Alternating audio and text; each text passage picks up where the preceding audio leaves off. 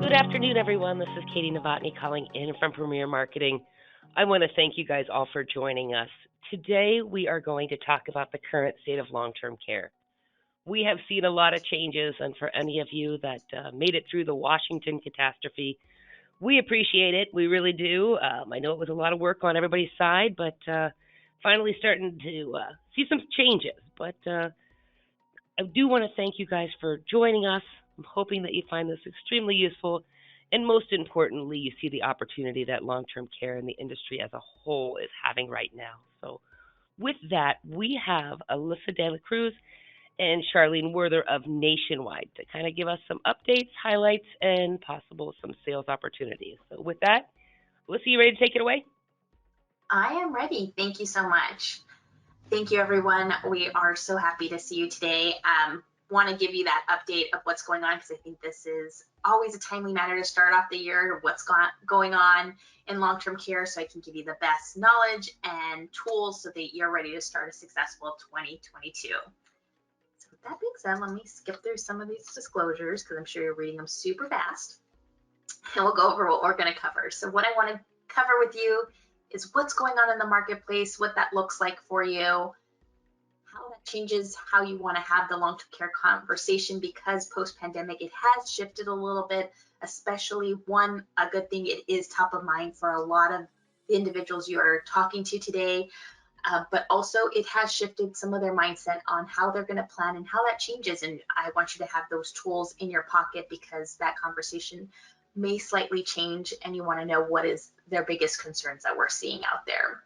Some of the changes facing informal caregiving, and I know we're probably tired of talking about Washington, but we also want to be able to give you an update what that was if it is your first time looking at it or want a little bit more knowledge of it, but also how that's really impacting other states that are looking at it, and then federal legislation that's tied to long-term care, which basically means this conversation isn't going anywhere. It's top of mind and should be a conversation that continues to happen when we're talking about retirement planning.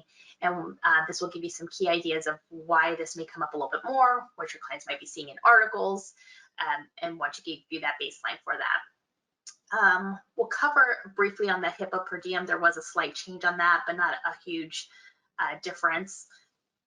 The timing, cost, and value of purchasing, because that's going to make a difference. I think sometimes looking at that and looking at those numbers in real life give you a good idea of why that time to talk about this is today and not tomorrow and not 5 years down the road. And then lastly, always give you to wrap up is what your opportunities are within Nationwide and how we can give you the tools and what options and solutions do we have when you're having these conversations around long-term care planning. So what's going on in the industry and legislative updates? So let's take a look. So what we're seeing is a shifting marketplace. I don't think this is probably a surprise to many of us, but it's nice to always see what those numbers really look like when it comes to what are Americans purchasing out there when it comes to long-term care planning. So when we talk about a shifting marketplace, it's really that we're seeing individuals are moving from looking at maybe just traditional long-term care policies and moving into that combo sale, which does include hybrid linked benefit solutions such as Care Matters. So combo means any of the two. It could be a life insurance product with an LTC rider, or those hybrid solutions that it's a linked benefit where there's more long-term care with a little bit of death benefit. And that absolutely makes sense why that shift may be going on is because of some of those advantages those combo policies have, where you have guarantees of benefits and premiums, and then there's no risk of use it or lose it because there's a death benefit component to it. So it does make sense, but this is why it's important to know both what's available out there, especially if it is your first time looking at it or you want to get more involved in what does a combo product look like and what options are available. There is a shift in that, and that makes sense because that's what clients are looking for. They're looking for how much more advantages that they can have to really ease their mind when purchasing these solutions for themselves. So this is a new one that I really like to go over, especially when we've been studying this a little bit. Which statistic below do you think is true? 70% of claims begin with care at home, or 70% of people over age 65 will need long-term care? pretty sure we've heard at least one of these, and maybe it'll be a shock to some individuals. That actual answer is 70% of claims are beginning with care at home. So that's what I would like to say is kind of that new 70%. When in reality, I think we're all used to hearing kind of that second one. 70% of individuals over age 65 will need some long-term care. And that really drives that conversation as to why we should be planning for long-term care. But in reality, when we look at this, it's actually closer to 52% of individuals over the age of 65 will need some long-term care. However, that's still a very large number. So that's why it should be part of every conversation, because it's kind of hard to gauge if you're going to be part of that 52% or not. But with that being said, why this topic is top of mind, and you can really see when we dive into some of the state and federal legislations that are trying to address some of these concerns, it's because when we look at this, individuals over age 55, less than 8% of them actually have coverage. And knowing what a big impact it can have to the retirement plan or just any kind of financial planning in the future or somebody's financial health down the road, that's not really a high enough number to really, I don't think that means everyone can really self-fund for that kind of a event in their life. So that's why that topic is so important. And that's why I think we're seeing a lot of this shift of the states getting involved or federal legislation getting involved, because they're trying to address some of this because there is a huge need for it. So that new 70% is really what we want to kind of focus on there. So that new 70%, when we think of it, we want to shift that mindset from 70% of individuals needing long-term care. It's really a good focus that new 70% is home health care. So when we see that, we're actually seeing one that might change a lot of perspectives out there. And this is more for your knowledge than maybe a statistic for your client, is if a lot of those claims are starting at home, do the solutions we're discussing address that? Does that keep your client at home the longest? Certainly, there's still a need for assisted living and nursing home, and one person's long-term care event in their life may include all three of these. But with that being said, if most of them are starting at home, are we addressing that? And if that's the case, do they want to stay at home longer? So we are starting to see that. We're even seeing that shift from nursing homes. So assisted living used to be the third number on this tier. It's now exceeding what nursing homes are seeing. So we're seeing a lot of individuals trying to stay in an environment that closely resembles being at home as long as possible. I think if they had the opportunity, they would. It just might be a point of maybe it becomes, at first, being at home may be that most cost-effective way, but then as the claim progresses, it may need more round-the-clock services. And if somebody does need that, maybe that next step is assisted living. But when we actually study this, we take an annual review every year to talk to members or individuals out there in the United States, and that when we address long-term care, we ask all sorts of questions like, are you having these conversations? What's important to you? What are your concerns right now? We're starting to see, one, that individuals are having a little bit more concern around long-term care, but on top of it, just because of what they've seen, especially when you read those news articles, of somebody being in a facility or wanting to bring somebody home if they could, or facilities not letting visitors in, we start to see a shift of 89% of Americans with loved ones in a facility are considering home care. And if they could have that option, so one, it could be that they didn't have that, so that's a concern, or maybe their policies or solutions don't cover that. So this is a great time to have that conversation of how do I keep you in your home longer. It's not necessarily a long-term care event I'm planning for. It's how do I keep you in home as long as possible if you want. Is that the kind of goal? And chances are it is. Most individuals would like to be in the comfort of their own home for as long as possible. Some of the other things that we're starting to see of the effects of the pandemic is cost of care. So just like any other industry, I think we can all agree that we're seeing labor shortages, retaining employees, cost, especially, and when it comes to care, other things that might be factoring into these increases that we're seeing. So homemaker services have increased by 4.44%. Home health care aid services increased by 4.35%. When in reality, what we typically see over the last decade in these areas, they usually have some kind of inflation of 0.5% to 1.5%. So you can see this is a pretty dramatic increase, and it makes sense. We're seeing all of these things, labor shortages, retaining employees, equipment for PPE costs, wage pressures, supply and demand, all of these things are coming into play. And it is just another layer of importance on how we plan around this with our clients, because it does make a difference. It does make a difference on how far their dollar is going to stretch. And not to say, obviously, some of these things can change in the next couple of years, but I think that reality is now that with this in mind, you want to have a solution that gives you the most opportunity to be the most flexible and shift with whatever needs come your way and however you need to shift. I don't think anyone really would have predicted what this pandemic brought. And if you had the opportunity to have something that switched for you and lets you say, hey, if I want to be in a facility, I can. If I don't want to be in there, do I have that opportunity to do that? And that's what long-term care planning can provide for your clients, is an opportunity to really be flexible for them and give them all the choices that they're looking for. And it may change day to day. It may change to what they want today, what it may look like in the future.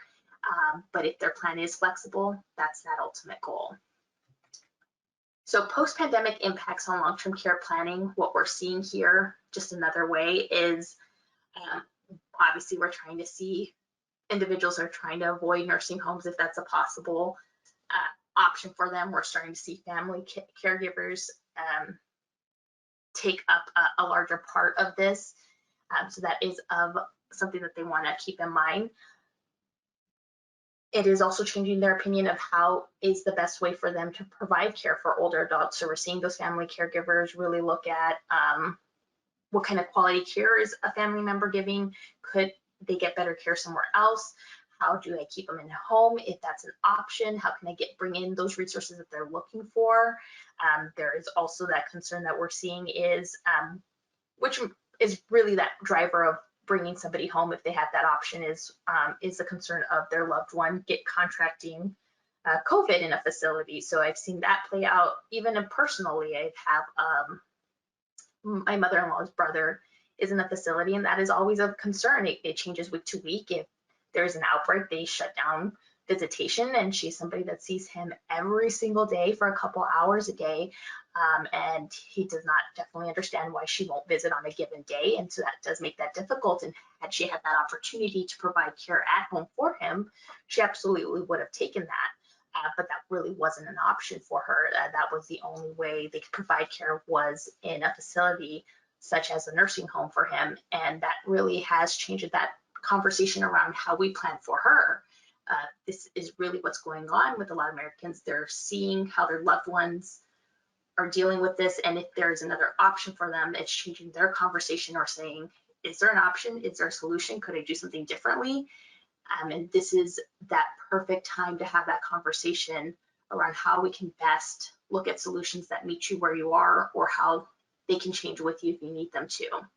Another thing we're seeing some changes as well is in that informal caregiver. So there are obviously going to be individuals that are getting care from loved ones, family members. We're seeing a shift in who's providing that care. So where majority of that care was being provided on the informal basis from a specific generation, the baby boomers, that number is actually going down. So you can see from 2015 to 2020, it was 39% of baby boomers were the ones providing that care, and that made sense, as they were a little bit of that older generation that were still able to take care of somebody and provide that care.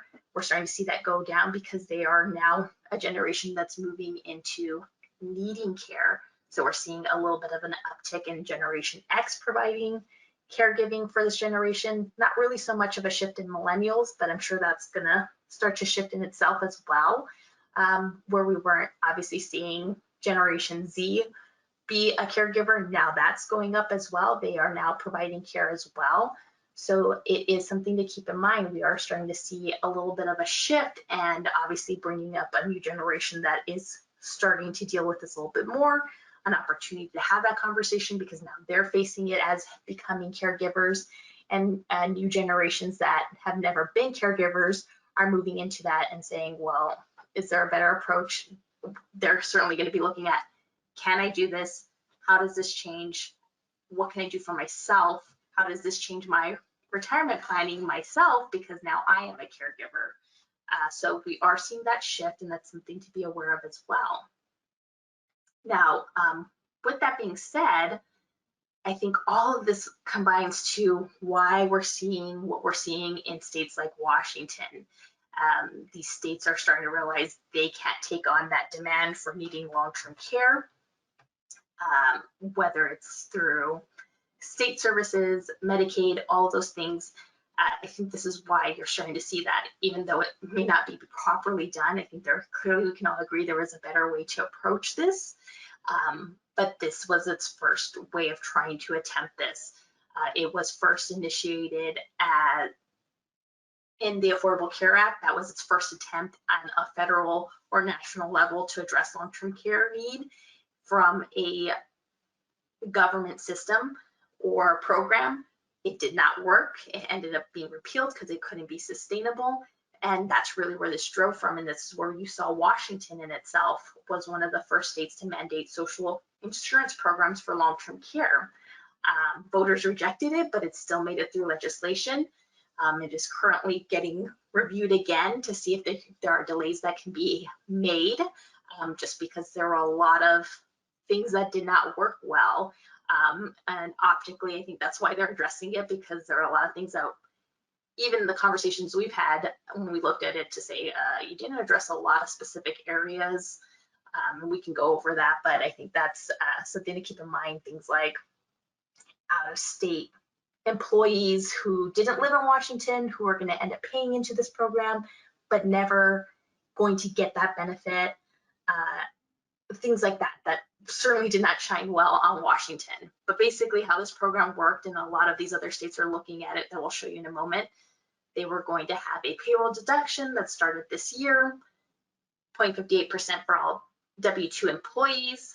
Certainly if you're not a high income earner, it wasn't going to be a big tax. However, it could be argued, and that was something we discussed as nationwiders or discussed in our white papers, is, well, that is of a concern for somebody that is a low income earner that didn't have an exemption, that really can't afford this extra tax on top of it, when in reality they could qualify for Medicaid if they needed long-term care. So it's just an additional tax and another layer that they have to get through before getting benefits. So it didn't make a lot of sense. But on the other end, there is no cap. So now you have a lot of individuals that are going to be paying into this program a really large tax amount and getting a really small benefit.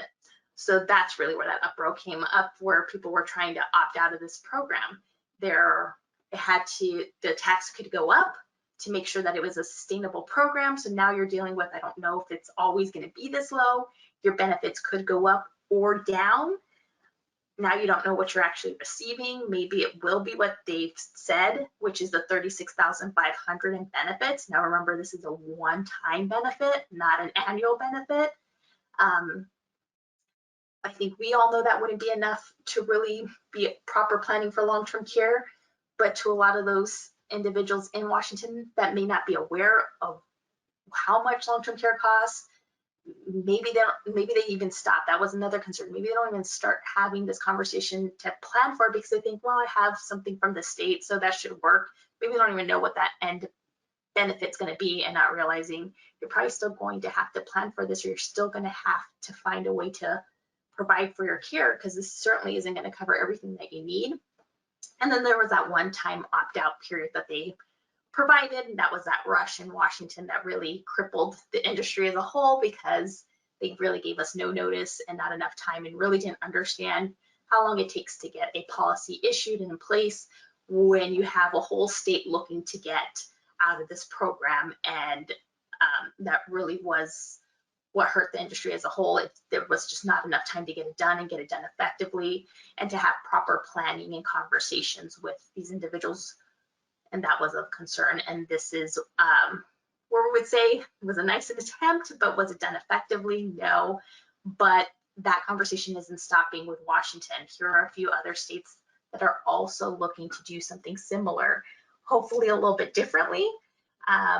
California is probably the closest. The plus side right now, if I had anything for California, is we have heard they are taking advice from individuals in the long-term care industry so that they can learn what went wrong, which was not something Washington did. They did not seek counsel from individuals in this industry to understand what does proper planning look for, just all sorts of things, or what went wrong, what kind of policies were being sold in Washington. Were they policies that were meaningful, or was it just to get out of this tax? How do you do this in a more effective way to make sure that what your intention of what you're trying to do is done as effective as possible? And how do you address some of those optics that Washington didn't do well, which was taxing people outside of the state that work for an employer in that state, but not giving them those benefits. Military individuals who don't live there, just happen to be stationed there, now they're paying for a tax that they may not realize either. All those optics that didn't really suit well. Or I think the other one I saw was individuals that were retiring soon that wouldn't have enough time to invest into these programs, and now they don't get that benefit either. But this is why it's an important time to have that conversation, because clearly we have 30% of the country looking to do something similar. It may not be exactly the same as Washington, but I think we get the idea. Is there is a push to find some way to address this need, and this is the perfect time to have that conversation so that your clients are well versed in what options they have, and they have as much opportunity to find a solution that makes sense for them if that's the route they're looking for. Now, why this isn't stopping just at the state level, because I've had that conversation too, is I live in a state that I don't think that this is going to happen at all. Our state would never vote something like that. Well, it's still coming at a federal level. So here are the two options that we've seen. I'm going to say one that's very similar to Washington, and another that actually, if this one came to fruition, it does look pretty meaningful. These are just federal proposals that are long-term care focused. So there's a WISH Act. Obviously, nothing has been placed live. This hasn't been signed into action here, but just to give you an idea that clearly it's coming at all levels. This WISH Act is very similar in Washington in the regards that payroll tax is pretty similar. It's 0.6%, except in this case, it's 50-50 of that cost is being shared by the employee and employer. So that's a plus in that regard. However, what I would point out, and this is where sometimes that's why we have those conversations. Maybe if I were looking at this and didn't have knowledge of this, I'd be like, hey, that, you know, it's a great no, but at least I'm getting some kind of benefit that I would get in this case. But if knowing what I know, the elimination period is something I would be focusing on. It's means tested, so I could be paying this tax and have to wait 5 years. The average claim is closer to 4 years. So I could be paying into this, and then if I needed a claim and was a high income earner, may never see this unless I had a long event for a long-term care need. But when the average being closer to 4, maybe even less, well, in reality, I paid into something I may never have gotten anyhow. So those are things that's why it's important to have that conversation. The average person may not know that. They may be thinking, oh yeah, you're going to need long-term care for 10, 15 years. That may not be the case. So that's one. The one I would say, if there were going to be something that would be meaningful, it would be the Long-Term Care Affordability Act. This one would give the option for qualified money to purchase long-term care without having that individual being subject to income tax or pre-tax. So they would have up to $2,500 that they could use to pay premium, where they wouldn't get penalized. So that gives them the opportunity to plan earlier than 59 and a half. So they would use that to purchase private long-term care insurance. So that's a great way, because we know how many assets are tied into qualified dollars that aren't being utilized. And this just gives them another option to say, okay, I can plan, and now I have that ability, and I'm not waiting until I'm 59 and a half and get penalized if I do it earlier. That's a great way. And then hopefully that client is obviously healthier and younger, and their dollar leverage is going extremely further than it was if they were able to do this at 50 versus 60, 61, 64, 65. So we went over some of, obviously, what's going on in the industry as a whole, and then also why it's such an important topic, because it's coming at all angles, whether it's federal or at the state level. I want to be able to give you some updates around long-term care planning as well. And we'll focus on that first one being, why do you want to have that conversation today? what are the risks of waiting? So there's always, I think, the obvious risk of health risk for waiting. Obviously, that's always a concern, but what we're actually seeing as a whole is that we're starting to see declines are going up. So if you look between 2012 and 2019, in the traditional LTC space, we're seeing them go significantly up. So if you see below age 50, declines are up 286%. So nearly 1 in 5 individuals are being declined. So declines are going up within that space. So it may be obviously underwriting is getting more strict and finding a lot more things, or have a lot more abilities to really look into somebody's health in new ways that they didn't before. If I were to give you a good news scenario is, if now that's on the traditional space, when you're looking at linked benefits or even that combo LTC sale, we're actually seeing that declines within those specific products are 25 to 50% lower depending on their age than traditional LTCI. Obviously that's a plus on that side, but also want to give you that reality that we're starting to see that declines are going up within this space. So waiting is a big risk because health can change very quickly, and having that opportunity to have that conversation before something happens is that best advantage to have the most opportunity and most options available to your clients. But then there's also the risk, financial risk of waiting. So obviously the longer you wait, the older you go, and the options for how inflation works for your advantage, and then the cost of the solution also change. I think we all have a good reality of that, but I always like to be able to put some numbers in front of you so you can really see what that effect is. And that's also assuming that these products aren't going to change and get repriced. So these solutions are very sensitive to how the interest environment is doing. And so with that being said, if it's not doing well, then that means typically they get repriced in a way that your leverage is going down. So obviously the earlier you can have that conversation, the better, but the younger that individual is, the more leverage they're going to have. So what we're looking at here is somebody that is looking at having a $5,000 benefit starting at issue, and really looking at how that changes. So if I'm 55, by the time I'm age 80, I'm putting a 3% compound on this option. That $5,000 grew to $10,469. My premium over a 10 pay, if that was the option I chose, was $13,000. So I'm paying $130,000 over that 10 years to have that benefit. Now let's skip a couple of years here and say, okay, what if I wait till I'm 65? Still that same $5,000.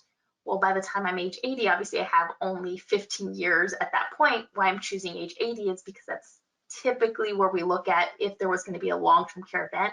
It happens around that age range. So we want to really know what that benefit's going to grow to.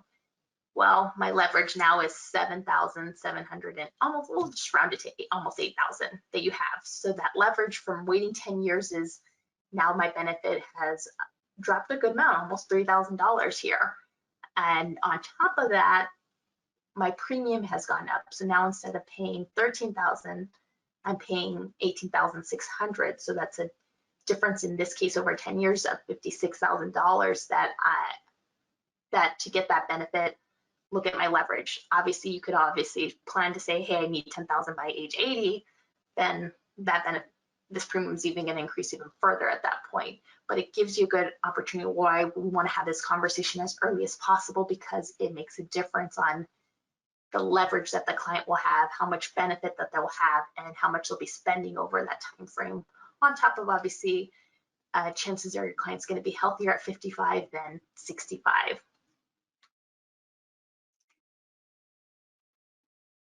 Now, when we are talking about planning around long-term care, how do we maximize that value when it comes to linked benefits? So I mentioned this previously, a claim can last on average about 3.9 years, so almost 4 years. So that's something we want to keep in mind. So with that being said, you want to look at where that value is. So the most popular option when it comes to these linked benefit options is a 6-year benefit, one that gives you time to get you a higher benefit. It gives you that coverage point to say, okay, if we know that average claim maybe is around 4 years, one, it gives you an extra 2 years to give you maybe some cushion there.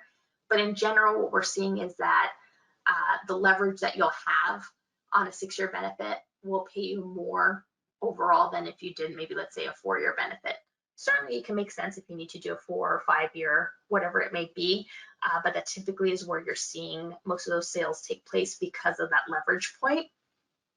Your monthly benefit might be slightly less if you did a 6-year benefit over a 4-year.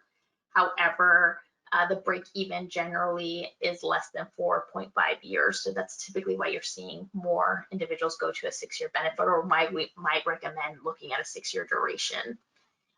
Other options to really help maximize that value of that solution is inflation. So I know when we were looking at this slide previously, we talked about how much potential you have to start off with $5,000 a month, and then adding that inflation rider to really help it grow for when you potentially will need it in your 80s, 90s. You want to look at that. That's also why a linked benefit might be a really good solution. You have a 3% simple compound, a 5% compound. You have just different options that really help that benefit grow. But obviously, the younger you are, the more opportunity that really gets to work in your advantage. Now, linked benefit policies have also become more affordable as well. So with that being said, I think that's why we're starting to see that shift in that marketplace, where it used to be that long-term care coverage may be thought of for somebody who's affluent or just wealthy because they could do single pays. They have become more affordable. You have options where you can pay, do a short pay, maybe you want to do up to 10 years, but now you also have the options for pay to 65, maybe a pay to 100. So really open up that opportunity for someone to plan early, especially if we're talking about like that millennials, baby boomers, all of those in that realm that maybe just need, or that younger generation, sorry, where they may just need they're starting to becoming caregivers. They're seeing that maybe they don't have the ability to do a 10 pay, but maybe they would like to do a pay to 65 where they'll be done by the time they're retiring. But this is just another option for them, just like life insurance or something to that degree, or if they want to combine those financial strategies to say, I want to plan for both in this case, it's really opening up that opportunity more so than before, where they no longer just have to worry about getting to age 55, 60, where maybe they had that ability to do a single pay or a 5 pay. Now they really have that option to go in early and have this conversation because they have a premium schedule that will work for them and allow them to have this conversation earlier and plan at a much younger age than they did before. Now you're still going to run into those individuals that absolutely they are on that affluent wealthy side that, hey, this is still something I need to do, but they're kind of in that bucket of, well, I have enough of an income or assets that I can self-fund long-term care. And while that's absolutely true, I always challenge you to look at this a little bit differently and approach it a little bit differently. I always like to draw this on a piece of paper and tell, okay, if you want to self-insure, let's take a look at that. But I also want to show you that ability to self-assure with linked benefits. So if you've dedicated and know, hey, this asset right here, this CD, wherever it may be, is dedicated for long-term care, let's just call it $100,000. If you need $100,000, great, you have that you've already earmarked for it. However, when you need anything more, if it runs out, well, now we have to go into other income and assets. Of course, they know that that's going to be that case. I'm just going to set aside, and if I need more, then we'll do what we need to do. However, let's look at this a little bit differently and say we're still self-insuring in a way here. We're just going to reposition that $100,000. That's probably somewhere safe, not yielding a lot of growth because you're earmarking it for an emergency situation. Reposition it, get immediate leverage of $540,000 for long-term care. That first $100,000 you're going to need is still your money. That's you still self-insuring. However, if that runs out, you have a built-in stop loss here. Now you have an additional $440,000 that's coming out of Nationwide's pocket to cover that long-term care versus your income or assets. On top of it, we don't know when that may happen, and it may not be a timely manner to go into other assets. Now we have something earmarked that's safe. You know exactly what you have. And then on top of it, works like cash. You're getting $7,500 a month. And if you never used it, you get $180,000 death benefit. So already more than you put into this policy. And even if you exhaust all of that $540,000, there's still a little death benefit, in this case $36,000, that gets paid out to your beneficiaries to recoup any cost, or maybe it's burial costs is usually what people will reference that one as. So what looks better in this case? I would probably say self-assuring with a linked benefit, because now I have a stop loss built in, and I don't have to go into other income or assets to pay for long-term care.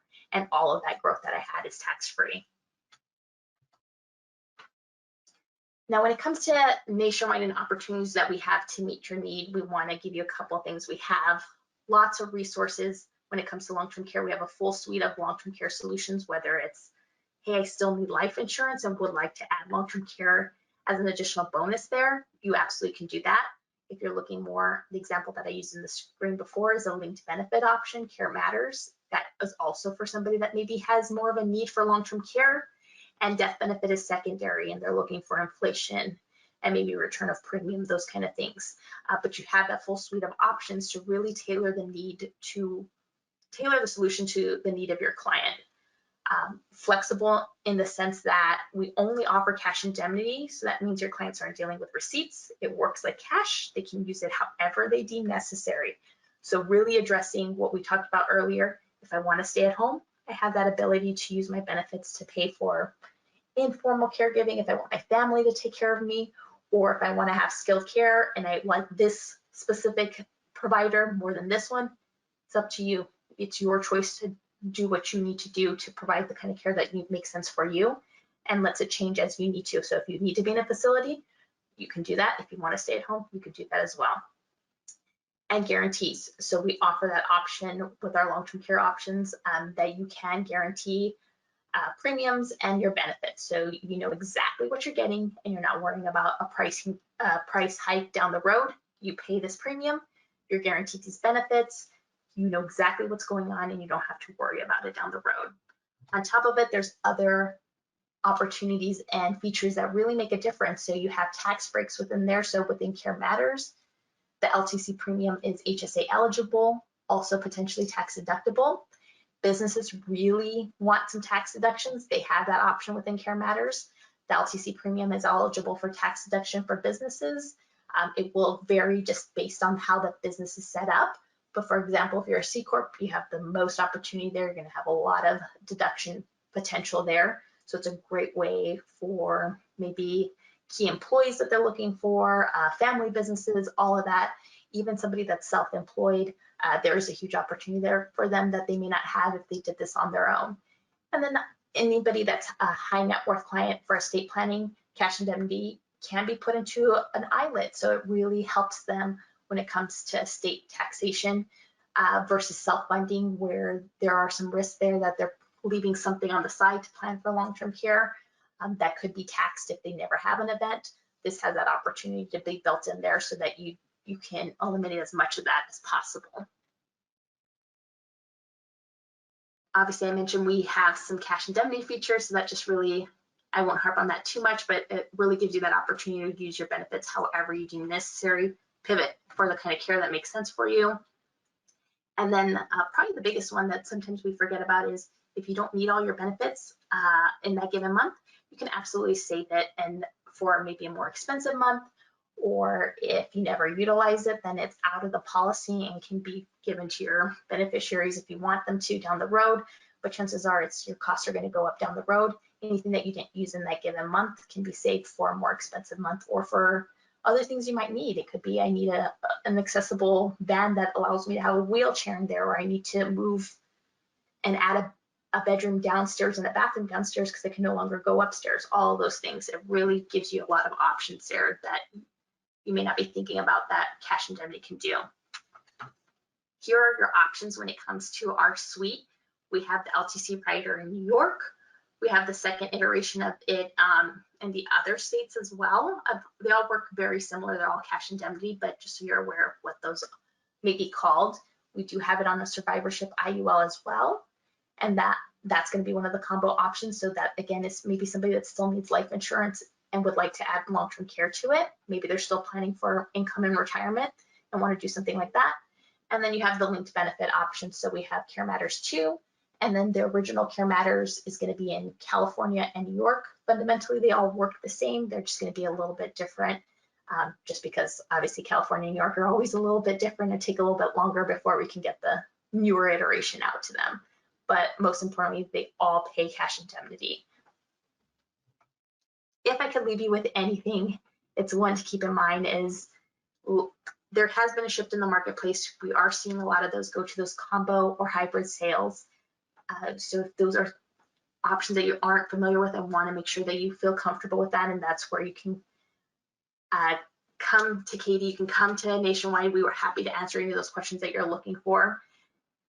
If you are going to start this conversation, know that there is a lot of individuals that are wanting to have home care, and that is shifting. So understanding where your client foresees themselves is going to be a huge component. This conversation isn't going away. States and federal programs are really looking into this and want to see what they're going to do and how they're going to approach it differently.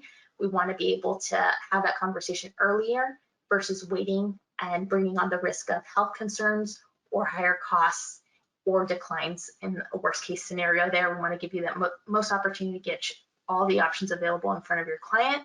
And when it comes to Nationwide, we're always willing to help. We have a suite of options, and we only offer cash indemnity because we know that makes that easier for you in the end when you're talking to your client versus having to explain reimbursement. And then that really makes it easier for your client and their families because it gives them the option and flexibility to choose whatever they need to do to provide the care that makes sense for them.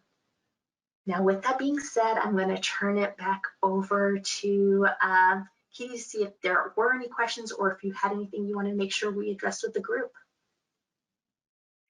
Well, first off, thank you very much. That was fantastic. We really appreciate it.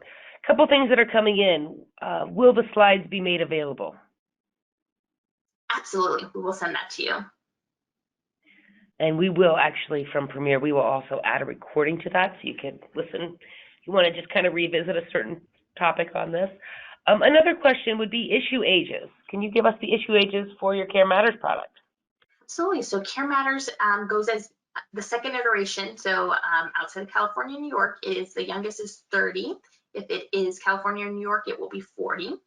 And then it goes to age 70. Wonderful. Are there any states in which you do not offer Care Matters? It will be Montana, just because of the unisex rates, so we don't have that there. Okay. This is an off the subject a little bit, but I actually got a call with this today, and I thought it was kind of interesting. So with your Care Matters products, if someone would opt to do a return of premium, is there any taxation, any kind of tax forms? Can you kind of walk us through what would happen if there would be a return of premium?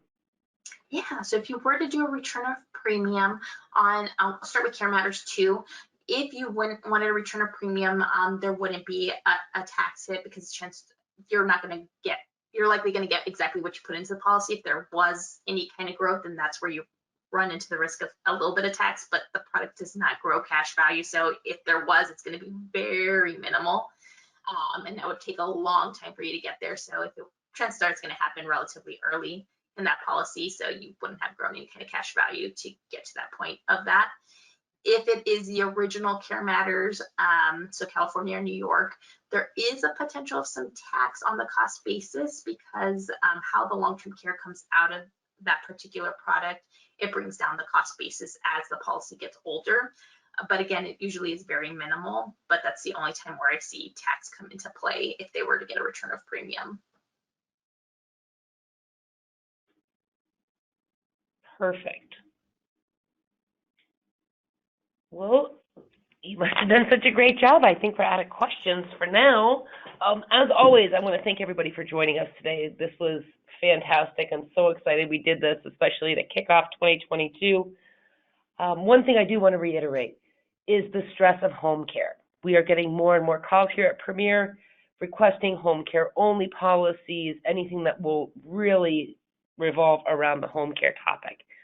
In saying that, we do have a variety of solutions, whether it's going to be a traditional, the hybrids, or even home care only products. We do have those actually in every state. So if you guys have any questions, if there's anything that we can help you on, Mandy and I are more than willing to be here and helping any way we can to help place some more business for 2022. So with that, Alyssa, Charlene, thank you, thank you, thank you. We appreciate it, and we hope to hear from you.